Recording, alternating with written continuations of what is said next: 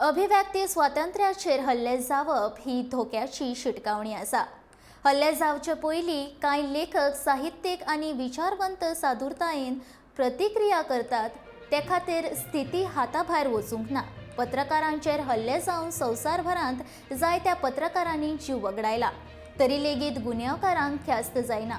ही दुखदिणी गजाल अशें ज्येष्ठ पत्रकार द हिंदू पब्लिशिंग ग्रुपचे संचालक एन राम हांणी सांगले।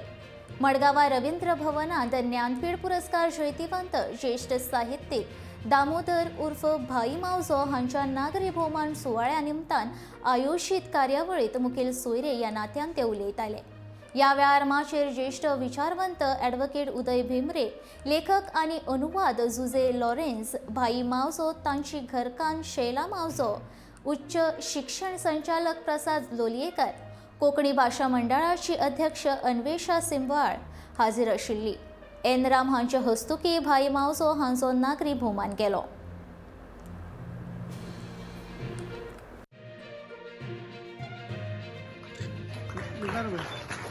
ज्ञानपीठ पुरस्कार हो पुस्तकाक मेळिल्लो पुरस्कार न्हय।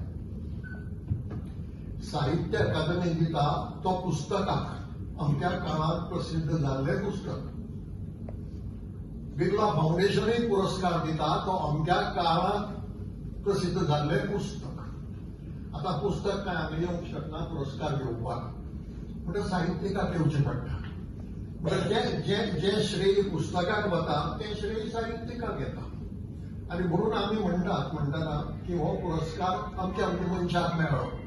But I'm really delighted because this honors a language and asserts the importance of a language spoken by a relatively small number of people, and it is a language that goes back centuries but was suppressed and has come up through genuine struggle. Jnanpith पुरस्कार declare जालो, जाहीर जालो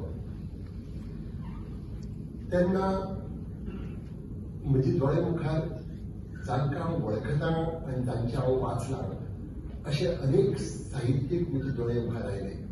तांची लेखन, तांची पुस्तकां म्हजे दोळे मुखार आयले आनी हांवें इतले सोडून हो पुरस्कार म्हाका कसो आयलो।